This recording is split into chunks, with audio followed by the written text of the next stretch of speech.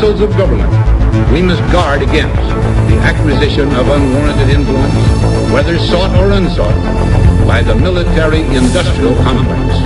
In Dallas, Texas, 3 shots were fired at President Kennedy's motorcade in downtown Dallas. The first reports say that President Kennedy has been seriously wounded by this shooting. It is a big idea, a new world order. It was almost as if it were a planned implosion. It just pancaked. Either you are with us, or you are with the terrorists.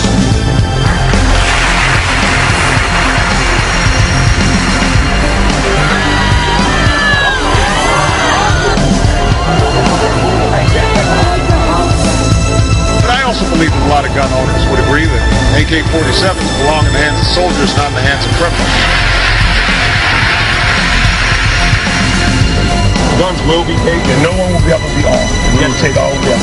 For many of the police and guard troops, it is an uncomfortable job to do this in an American city. Global governance at last. Is it one world? The central bankers in charge. But aren't we all just living and dying for what the central banks do? As for me, give me liberty or give me death! The answer to 1984 is 1776. Welcome to the InfoWars Nightly News. I'm David Knight. It's Thursday, October the 3rd, 2013. Tonight we've got some interesting stories about whistleblowers and people who stand up to tyranny. We've got a first-person report by the InfoWars crew who went to the Utah data center, the brand spanking new depository of all of your information. And of course they got ticketed for photography, even though photography is not a crime. We also are going to have an interview with a major whistleblower. This is someone blowing the whistle on HSBC's massive money laundering that has happened even after they were put on suspension and given a slap on the wrist and told not to do it again. They're on probation, double secret probation, but this is still an ongoing thing. And we're also going to be talking about the founder of LavaBit, who shut down rather than turn over information illegally to the government's request. But the breaking story tonight is the entire country panicking. And it's kind of disgusting to see Eric Cantor congratulating the police over what appears to be the murder of a woman who fled from police after she was stopped at a barrier, had a small child in her car. Official sources are saying that she is dead. She's been pronounced dead. No idea why she ran or what initially started this. Did she strike the barrier? Was she terrorized by the police? We don't know, but it's a disturbing pattern that as brutal as the police are, and as they terrorize people, people are increasingly fleeing in terror. And then when they run away from the police see that as an excuse to shoot them. This is not something they would be allowed to do if somebody broke into your home under the stand your ground law or the castle doctrine. If they're not a threat to you, you're not allowed to kill them. And yet the police are doing this regularly, as we saw even here in Austin. And a report that we've covered many times here at InfoWars, where a man fled the scene of a bank robbery investigation long after the bank robbery. And even though he didn't match the physical description of the robbers at all, he was chased down by a cop and shot in the back of the neck. So this is a very disturbing trend. And it's even more disturbing to see how people like Eric Cantor and to see how CNN react to this. Basically, CNN is watching this video that we just showed a clip of, and they're saying it just shows an amazing amount of training and restraint on the part of the police. They counted that it was a full 12 seconds before they actually started firing at the car that wasn't a threat to them or anybody else. I really cannot understand how the government can justify this, and many of us don't believe that it is justified. Well, it's not just the security that is phony. It is also Obama, again, engaging in his phony barricades just like yesterday. It was pretty ridiculous when they shut down the World War II monument. It was outside. There was no reason for anybody to have to man it, and yet they put barricades out there to try to stress the fact that the government had been shut down in some critical or vital way, and yet the World War II veterans went through that in spite of the barricades. Today, they went to privately owned Mount Vernon. And in our InfoWars story, they call it barricades, which is a great way to describe it. Feds try to shut down privately owned Mount Vernon. Now, Mount Vernon is the former plantation home of George Washington. It is owned by the Mount Vernon's Ladies Association, has been for 150 years. It's a private, non-profit organization. It gets absolutely no government funding. They put up signs on their website and elsewhere say that there is no shutdown here. But the feds, in order to make a point, because they have they co-own the parking lot with the Mount Vernon Society, they went out and put barricades over the parking lot.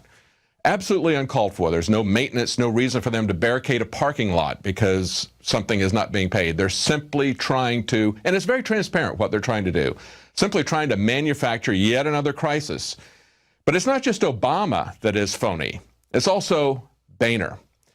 Now, one of the things that's gotten a lot of people upset is the fact that they are now excusing themselves from the same health care that they are forcing on everyone else. And of course, that really sticks in the craw of people who don't like Obamacare at all, that the Congress would exempt itself. Now, of course, they passed this not knowing that they were and their staffs were going to be put under Obamacare.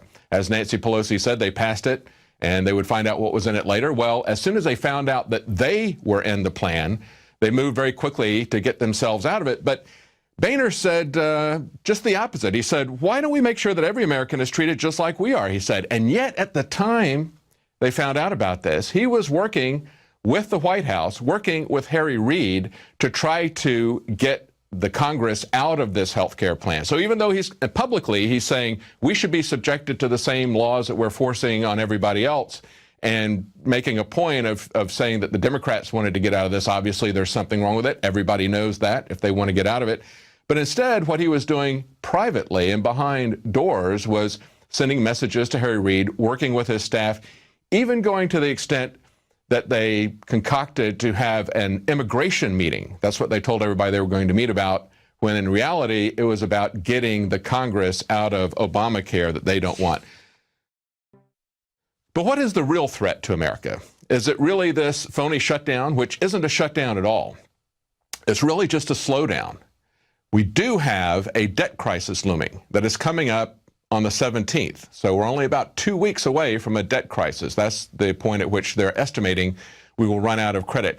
Now, the IMF head is saying that's the real crisis. That's what we really need to worry about. Of course, the bankers always want us to get farther and farther into debt. It's the same thing they do to you on a personal basis. If you're a college graduate, they immediately start sending you credit cards so they can start charging you 20, 30, 40% interest if you get behind. They do that to homeowners with the mortgages, and they do it to countries. They've had us on an interest-only loan for over 100 years, coming up to 100 years now, with the Federal Reserve and the income tax. The income tax only pays the interest on the federal debt, as the Reagan Grace Commission pointed out. So they want us to get indebted to them, and of course the IMF head is saying we need to go further into that. But on InfoWars today, we carried a story from Paul Craig Roberts, and he pointed out what the real crisis is. Just like an individual, the real crisis is the fact that we've lost our income. Why have we lost our income? We've lost our income because we have shifted jobs overseas. We've lost tax revenues. We've lost the income associated with those jobs. And of course, as an individual, if you lose your job, you're going to eventually have a debt crisis. And that's what we see happening with our country as well.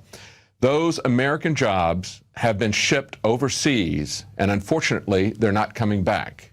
And things like Obamacare are not creating jobs. What they're doing is they're shutting down jobs.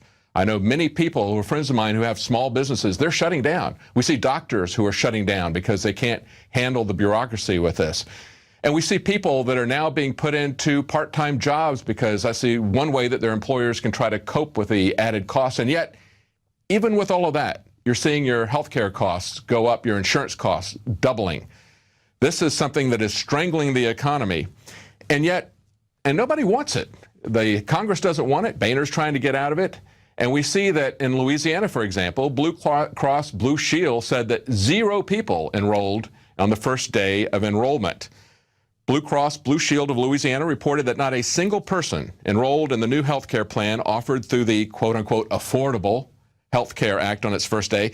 Now, this is interesting because according to the paper, the company spent $60 million preparing for the October 1st rollout, but the website continued to stall on the day of the rollout. One applicant spent 5 hours and eventually gave up. Well, maybe the problem with healthcare is not the healthcare providers, but the bureaucracies of the insurance companies and the government. Looks like they're going to turn our healthcare service into the Department of Motor Vehicles.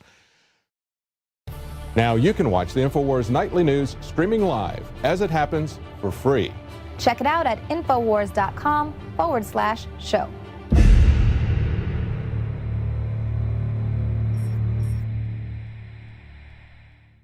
It's just pancakes. Either you are with us or you are with the terrorists.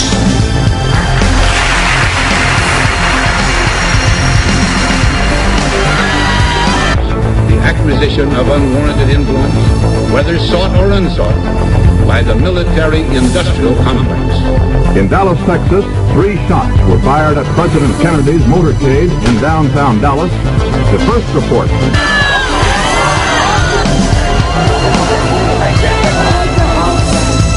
But I also believe that a lot of gun owners would agree that AK-47s belong in the hands of soldiers, not in the hands of criminals.